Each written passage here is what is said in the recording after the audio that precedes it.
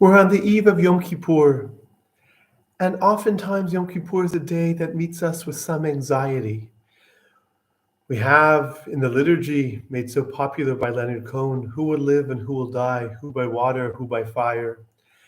And that kind of steeps in many ways the psyche of the day.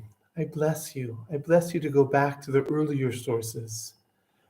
The earlier sources in the Bible, where Yom Kippur is a day of rebirth and renewal, a day in which God says, once a year, I will cleanse my sanctuary, that I dwell among you. I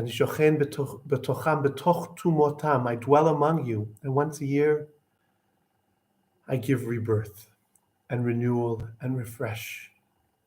And that's a great, great present.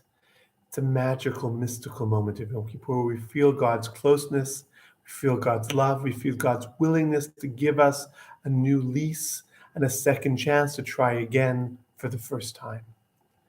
And that's really the essence of Yom Kippur every year. But this year, there's a particularly powerful aspect of Yom Kippur. We are at the end here in the land of Israel, the Shemitah year. The Shemitah year is a year of rest, a year in which we, as it were, hold our breath for a moment if we were farmers. Most of us aren't farmers, but if we were to take a year and taking a breath back. And once every 7 cycles of 7 years comes Shnat HaYovel, the Jubilee year, where we're told on Yom Kippur, on the Day of Atonement, V'avarta shofar ba'artzachem ba'asor lachodesh b'yom HaKippurim.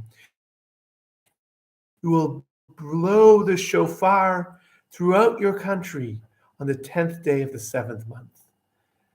Believe it or not, even though we say it's Rosh Hashanah, the beginning of the year, in the Bible, it's really the 7th month. And we're finishing the 7th year, and perhaps on a small level, every week we have the 7th day. Each one of these 7s is a moment to rest. When you breathe, it's easy to breathe in and hold it, but try breathing out. The moment you finish breathing out, you have this immediate need to breathe in again. And you should. Breathe keeps us alive. But the Mei Shiloach suggests that the Shemitah, the year of rest, of which the 7th month is a microcosm, in which every Shabbat is a microcosm, is breathing out, is taking a moment to release, to relax, to let go, and to say, I'm chasing productivity, I'm chasing creativity, I'm committed to making this world a better place. But that commitment, even that commitment, needs moments of release, moments of renewal, moments to refresh ourselves, to be more committed, more caring. As a more caring and committed to ourselves, if we're blessed to a spouse, to children, to friends, to community, and ultimately to the entire world. Because you can't constantly be without releasing. And that's the blessing. And in fact, the verse that gets so popular in the American Revolution, the Hebrew is V'karatem dror la'aretz l'chol yoshvea, proclaim liberty throughout the land to all its inhabitants. In fact, it is inscribed on the Liberty Bell in Philadelphia, and the great irony of the Liberty Bell is that it rang one time and then promptly developed this huge crack.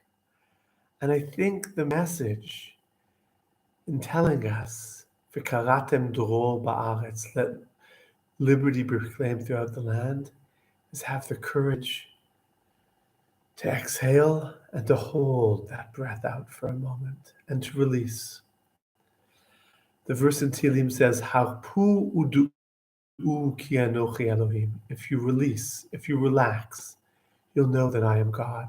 God, as Elie Wiesel says, lives in the places we allow him into. I bless us as we go into Yom Kippur.